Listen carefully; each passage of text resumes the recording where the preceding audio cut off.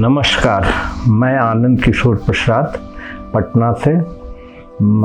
2021 में पहले मुझे JTTP कोर्स करने का मौका मिला। मैं बचपन से ही योग से जुड़ा हुआ था, लेकिन मैं ध्यान नहीं सीखा था।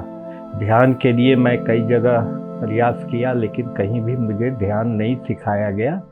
मैं JTTP जब इसमें ज्वाइन किया तो मुझे ध्यान के बारे में मालूम हुआ, और यह 40 दिन का कोर्स था। इस कोर्स में मैं पूरा किया और इससे ही मुझे ध्यान के बारे में ज्ञान हुआ। जब ये क्लास कर रहा था, उसी समय मेरे मन में एक इच्छा हुई कि ये ध्यान मुझे और लोगों को भी सिखाना है। तो ये स्व प्रेरित होकर के जब ये क्लास मेरा ख़त्म हो गया, तो मैं लोगों को ये प्रचार करना शुरू किया कि भाई आप ध्यान से जुड़िए और ध्यान सीखिए। कई लोगों का इसके बाद JTTP का 13-14 आया, उसमें कई लोगों को मैंने इसका लिंक भेजा, लेकिन कोई रिस्पांस नहीं आया।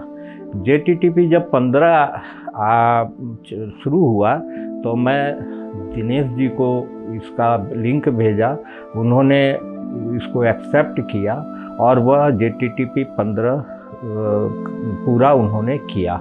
उसके बाद मैंने उनसे कहा कि भाई जब हम लोग JTTP कर लिए, ध्यान जान गए हैं, तो लोगों को भी इसका ज्ञान होनी चाहिए।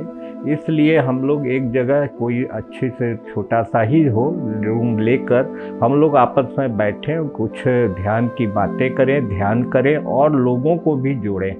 इस प्रकार मार्च 2022 में ही हम लोगों ने पटना सिटी में एक छोटा सा रूम में ये सेंटर हम लोग शुरू किया, और उसमें करीब 4-5 लोग 7 लोग वहाँ पर डेली आते थे। वहाँ पर हम लोग ध्यान करते थे, कुछ ज्ञान की बातें होती थी। और उस समय से ही मेरे मन में पिरामिड से संबंधित बातें थी, और मैं चाहता था कि पटना सिटी में एक पिरामिड हो, या तो वह पर्सनल हो या सार्वजनिक हो। तो मैं कई लोगों से पिरामिड से संबंधित बातें को मैं रखा, लेकिन किसी के द्वारा मैं सफल नहीं हो सका।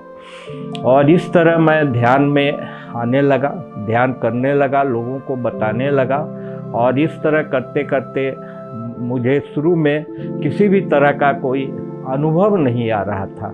मैं बहुत ही निराश था कि भाई इतने लोग सेशन में जब जाते हैं तो इतने लोगों अपना अपना अनुभव सुनाते हैं, मुझे कुछ भी अनुभव नहीं आ रहा है। और मैं बचपन से ही कुछ पुस्तक पढ़ने का आदी था। उस समय मैं एस्ट्रोलॉजी पढ़ रहा था। करीब ध्यान करते करते मुझे 6-7 महीने हो गए। जब 6-7 महीने होने के बाद जब मैं वही किताब एस्ट्रोलॉजी का वही वीडियो मैं दोबारा देखा, तो मुझे बहुत सी कॉन्सेप्ट क्लियर होने लगी, और तब मुझे अनुभव हुआ कि अब मुझे ध्यान से इसका एक्सपीरियंस अब हो रहा है। तो मुझे थोड़ी खुशी हुई, और मैं विज्ञान का विद्यार्थी रहा हूँ, इसलिए मैं उसे विज्ञान से को रिलेट करना चाहता था।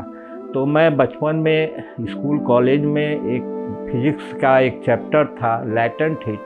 उसमें ऐसा होता है कि जब हम एनर्जी देते हैं, गर्म करते हैं बर्फ़ को, और उसमें उसका टेम्परेचर हम शुरू में लेते हैं, और जब उसको गर्म किया जाता है तो पता लगता है कि जो थर्मामीटर का जो टेम्परेचर है कुछ थोड़ी समय के लिए वह स्थिर रहता है, और उसके बाद वह ऊपर की ओर बढ़ने लगता है। तो इसका मतलब यह है कि जो गर्मी हम दे रहे हैं वह उस बर्फ़ में जाकर के वह भीतर के पदार्थ को वह गर्म कर रहा है। उस स्थिति में हमें उसमें थर्मामीटर में वह दिखाई नहीं पड़ता है। तो उस चीज़ को मैं अपने ऊपर लागू किया कि जब मैं 7-8 महीने से ध्यान कर रहा था, उस समय मुझे अनुभव नहीं हुआ। वह कॉस्मिक एनर्जी हमारे शरीर में प्रवेश करके वह भीतर काम कर रहा था। न जाने कितने जन्मांतर से हमारे भीतर निगेटिव एनर्जी भरा हुआ था, उसको वह सफाई करने लगा। जिससे हमें 6-7 महीने के बाद कुछ अनुभव हुआ। तब मैं समझा कि ध्यान से ये अनुभव हमको समझ की अनुभव होने लगी। फिर उसके बाद मैं ध्यान की समय को बढ़ा दिया। उस समय हमारे घुटने में बहुत दर्द रहा करता था, चलने में भी दर्द होती थी। 2-4 महीना मैं ध्यान की समय को बढ़ाया। उस समय 4-5 महीने के बाद मुझे ऐसा लगा कि ये धीरे धीरे घुटने का जो दर्द है वह कम होने लगा। आज के डेट में वह घुटने का दर्द एकदम 0 हो गया है। तो इस तरह मेरे पास अनुभव आए कि ध्यान से ही ये घुटने का दर्द समाप्त हुआ है। मैं लोगों को भी बताने लगा कि देखो भाई, हमारे पास ऐसा एक्सपीरियंस हुआ है, आप भी करोगे तो ज़रूर स्वस्थ हो जाओगे। फिर आज के डेट में मुझे बहुत ही अपना इंटरनल, मेरे बिहेवियर, मेरे बात विचार में भी बहुत ही अंतर आया है।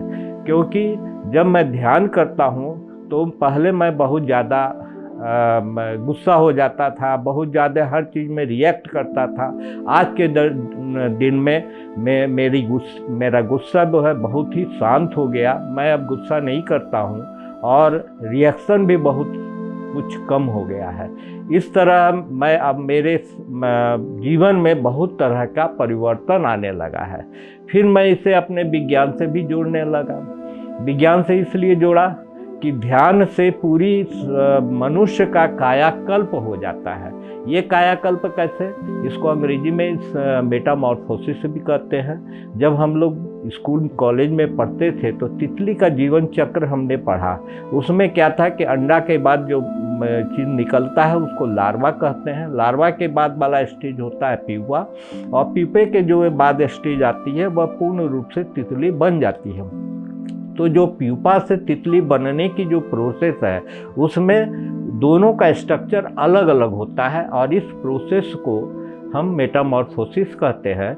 और यह मेटामॉर्फोसिस जो है वह पूरे शरीर की कायाकल्प कर देती है। उसी तरह ध्यान जीवन में कायाकल्प लाता है और पूरी परिवर्तन कर देता है।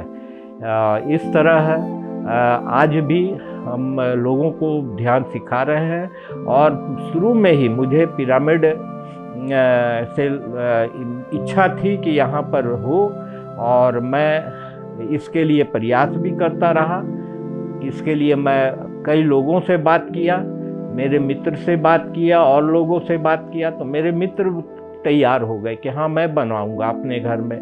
मैं उनके यहाँ इंजीनियर को लेकर मैं गया, वहाँ का अलाइनमेंट भी हो गया उसका, लेकिन न जाने किस संयोग से वहाँ पर उनका पिरामिड नहीं बन सका।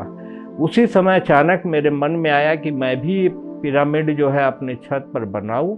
तो मैं उसी समय इंजीनियर को लेकर मैं अपने घर गया और वहाँ पर उसमें दिखलाया, और न जाने फिर कैसे जो है वह पिरामिड बन गया ये मुझे नहीं पता।